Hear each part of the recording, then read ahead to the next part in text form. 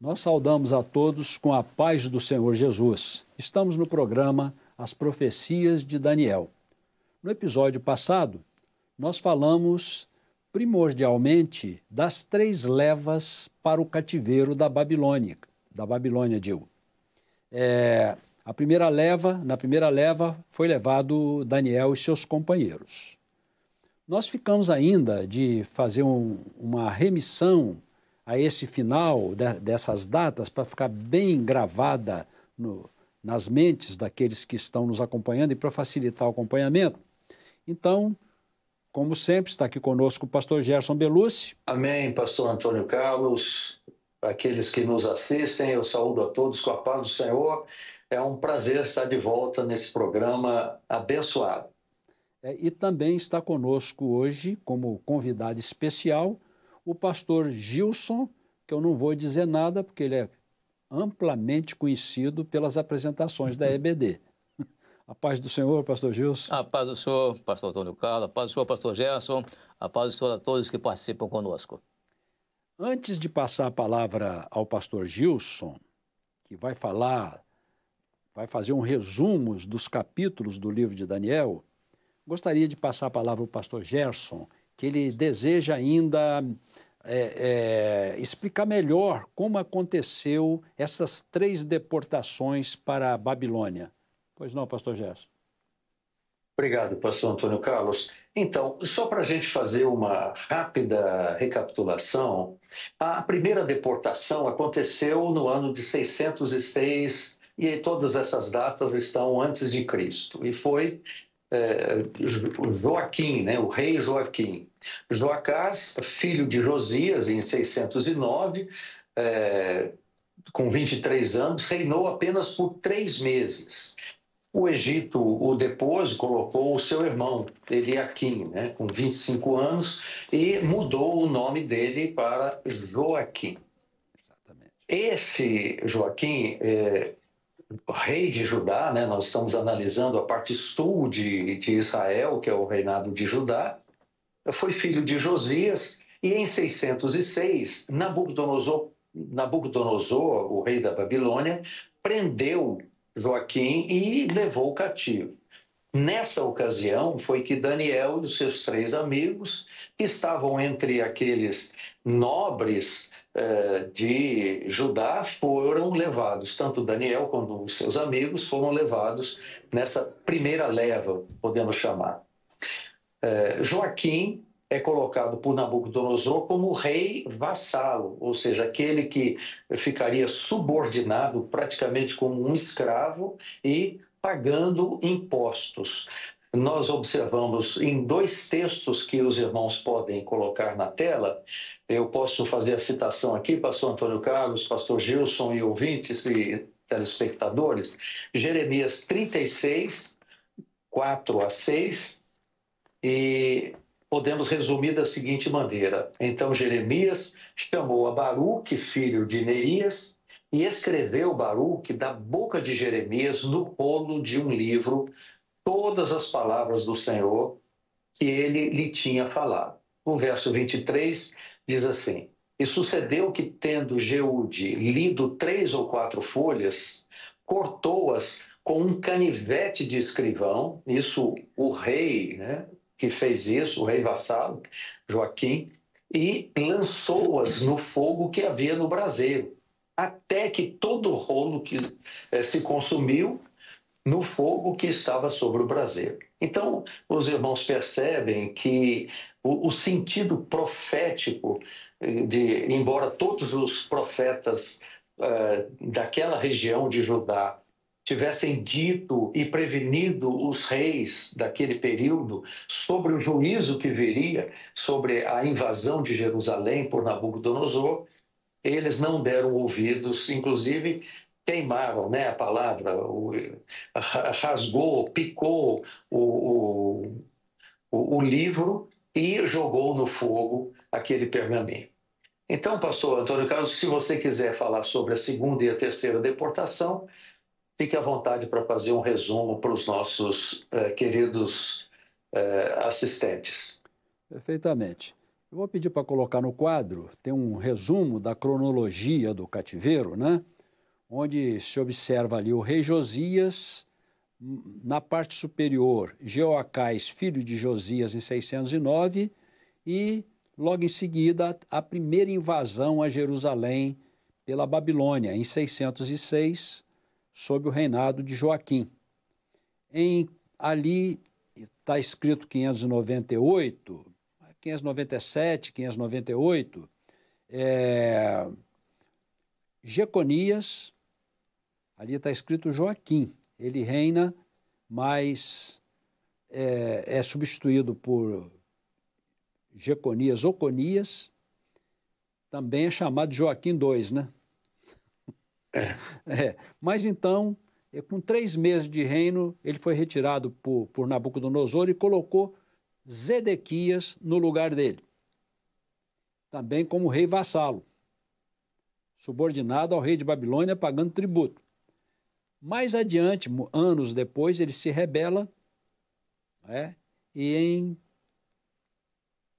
essa foi a segunda invasão. A terceira ocorre em 586, quando Nabucodonosor mata toda a casa real, mata Zedequias, seus filhos, todos os grandes, destrói o templo e destrói a cidade de Jerusalém e leva todos para o cativeiro. Então ficamos aqui, o que nos interessa é a entrada para o cativeiro de Babilônia.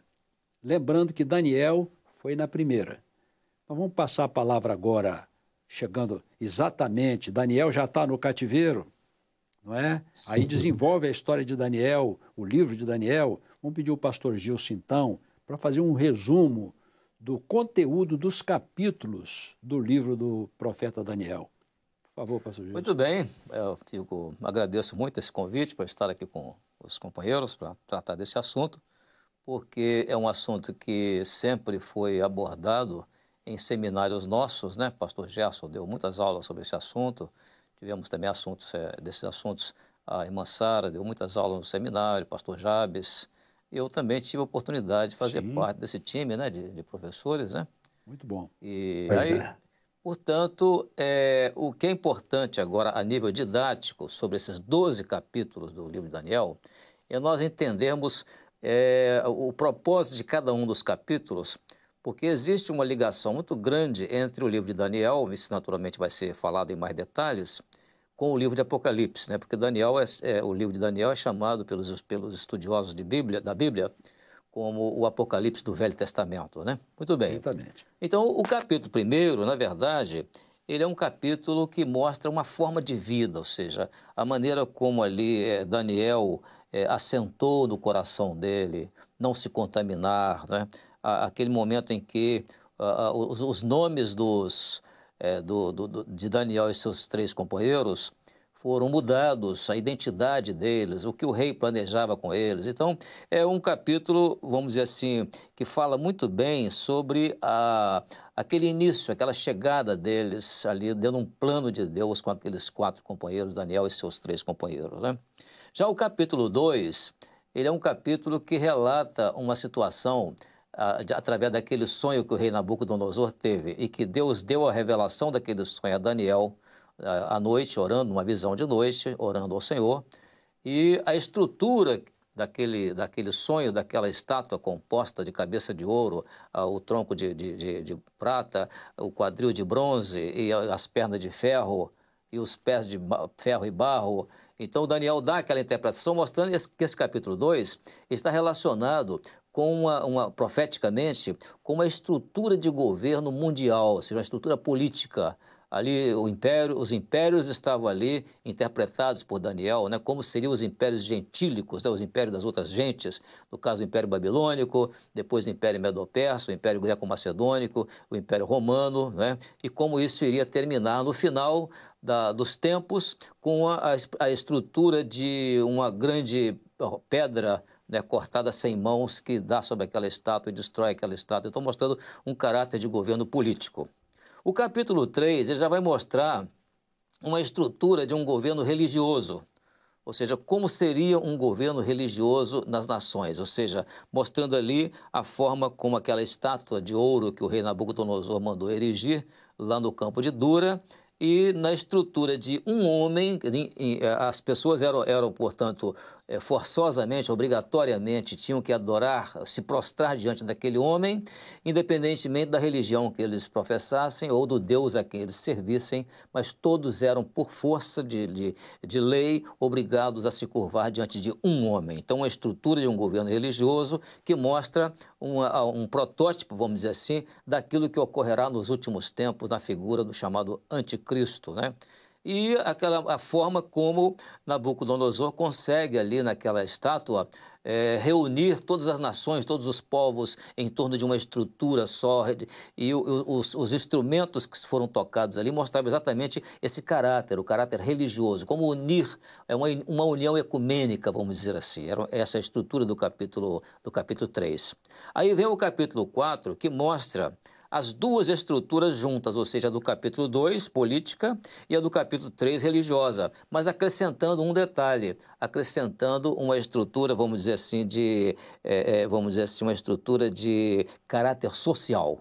Porque a grande árvore, ela oferecia sombra para todo mundo, alimento para todo mundo, e todo mundo se abrigava debaixo daquela grande árvore. Então, a estrutura de governo que compunha a primeira, que é a política, a segunda, a religiosa, no capítulo 3, e no capítulo 4, uma estrutura de governo que vai culminar, inclusive, na atração da parte de Deus de um grande juízo, aquele juízo que foi decretado sobre o rei Nabucodonosor, a ponto de ele ter saído do trono, ter se tornado como um animal, e aquilo ali foi uma forma de mostrar o que vai se cumprir lá no livro de Apocalipse, no capítulo 18, né, na queda de Babilônia, como Babilônia vai cair, no capítulo 18 de Apocalipse. Então, isso é a estrutura do capítulo 4.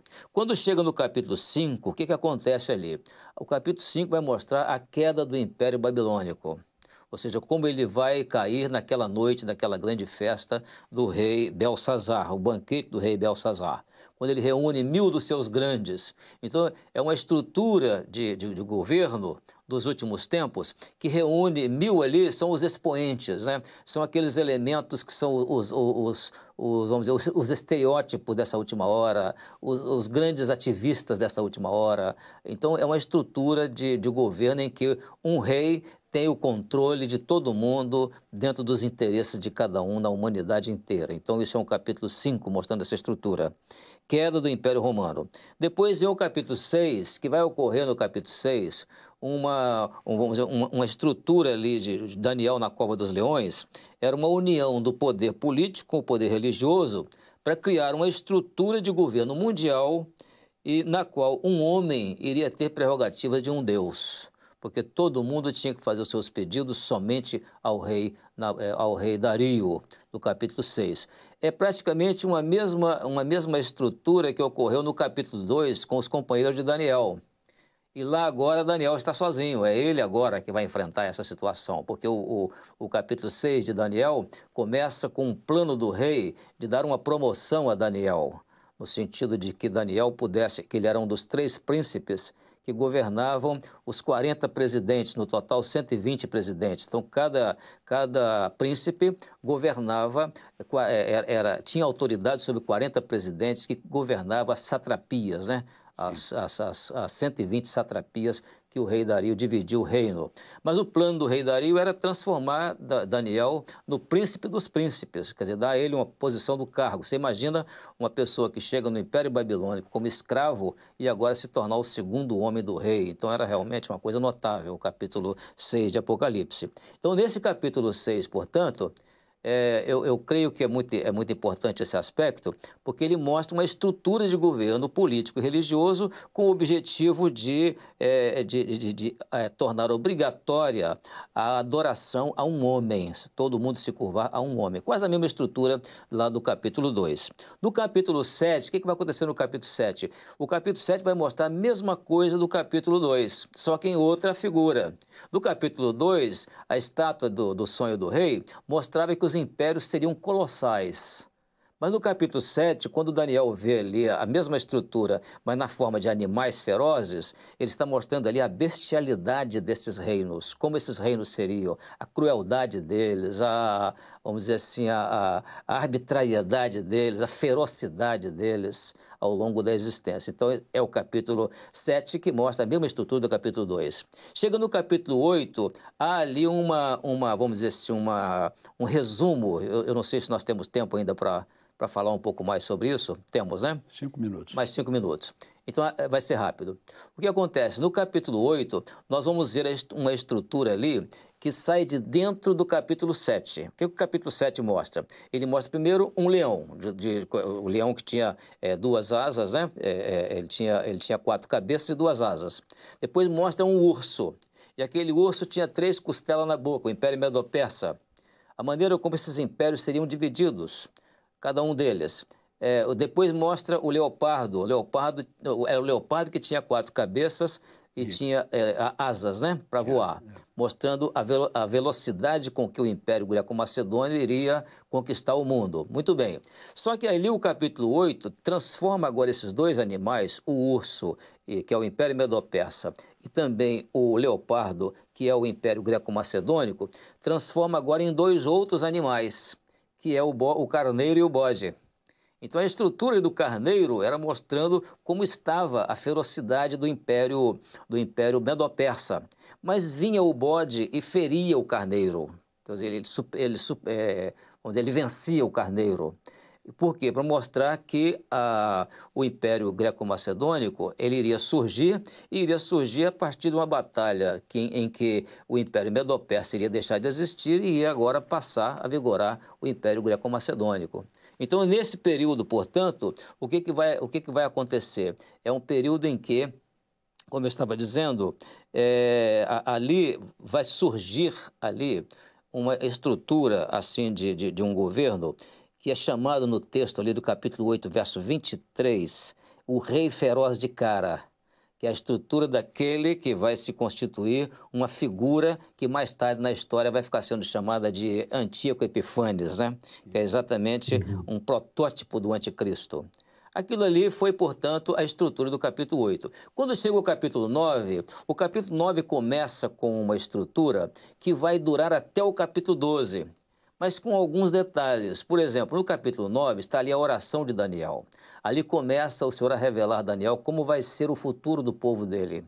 E nesse futuro do povo dele, que é chamada 70 semanas, então o Senhor vai mostrar ali aquele momento em que, é um assunto que naturalmente nós vamos falar posteriormente, o Senhor vai mostrar ali, portanto, o tempo da igreja e o tempo de Israel. Aqui é um detalhe, né, que não vou entrar em detalhes, porque é um assunto muito profundo, né? Mas o que acontece é que quando chega o capítulo 10, a história ali no capítulo 10 de Daniel vai mostrar como vai se dar o futuro da história, porque aquilo ali é o arcanjo Gabriel falando para Daniel sobre o futuro da nação dele. Foi o que ele pediu para falar. Então, tudo aquilo que o capítulo 10 fala no sentido de uma estrutura do governo de Israel internamente, o capítulo 11 vai falar como vai se dar essa mesma estrutura, mas no sentido das outras nações. Então, cada detalhe do capítulo 11, por exemplo, que vai mostrar aí, vai mostrar figuras da história. A Rainha do Sul, quem era a Rainha do Sul? Era Berenice. Quem era o rei ali, o primeiro rei cheio de riqueza? Era Assuero. Então, tudo aquilo vai ser identificado na história. A história vai acontecer conforme aquela profecia ali. Isso é notável. E aí o que vai acontecer? No capítulo 12, portanto, aí sim vai entrar o detalhe o final dos tempos, como vai se dar o período da 70ª semana, a grande batalha que vai acontecer, a grande tribulação, e ali, portanto, o capítulo 12 encerra, portanto, nesse aspecto. Tudo bem, é um resumo aqui, não é uma... Vamos poder entrar em detalhes, né, futuramente, sim. Mas aqui, em termos de resumo, cada capítulo do livro de Daniel mostra um aspecto que é muito importante e que vai se cumprir depois no livro de Apocalipse. Diga-se de passagem que em Daniel sempre o Senhor mostrava numa visão e dizia para ele, olha, sela a visão porque isso vai acontecer daqui a muito tempo. Já em Apocalipse, o Senhor mostrando para João a mesma coisa e o Senhor dizia assim, não seles a profecia porque o tempo está próximo. Perfeitamente. Nós agradecemos muito aqui a presença do pastor Gilson. Como puderam observar, ele tem um conhecimento muito vasto. Ele nos apresentou uma visão panorâmica do livro todo em pouco mais de 10 minutos. Nós tivemos esse passeio, mas nós vamos agora, a partir dos próximos episódios, mergulhar em cada capítulo, examinando o seu conteúdo histórico e profético. Vou pedir aqui ao pastor Gerson, que devido ao nosso tempo está assim no limite, nós fazemos nossos comentários, pastor Gerson, no próximo episódio, quando outras coisas também irão se desenrolar. Deseja falar alguma coisa ainda? Não, é só me despedir, é um prazer muito grande estar com vocês dois aí, porque passou um filme aqui na minha cabeça dessas nossas viagens, dando aula de Daniel nos Manaíns espalhados pelo Brasil. Então, foi um grande prazer, pastor Gilson, ouvir a sua explanação, esse resumo tão característico, né, tão detalhado que você fez. É um prazer. A paz do Senhor, até o próximo programa. Agradecemos a presença, então, do pastor Gilson. A paz do Senhor, pastor Gilson. A paz do Senhor, pastor Antônio Carlos. A paz do Senhor, pastor Gerson. Um prazer muito grande estar aqui com vocês nesse empreendimento. Foi muito proveitosa a presença do pastor Gilson, como também foi do pastor Ian, e esperamos vê-los aqui no decorrer desse programa outras vezes. Vamos deixar, então, nossos comentários que temos a respeito da apresentação do pastor Gilson para o próximo episódio, agradecendo a presença de todos e a paz do Senhor.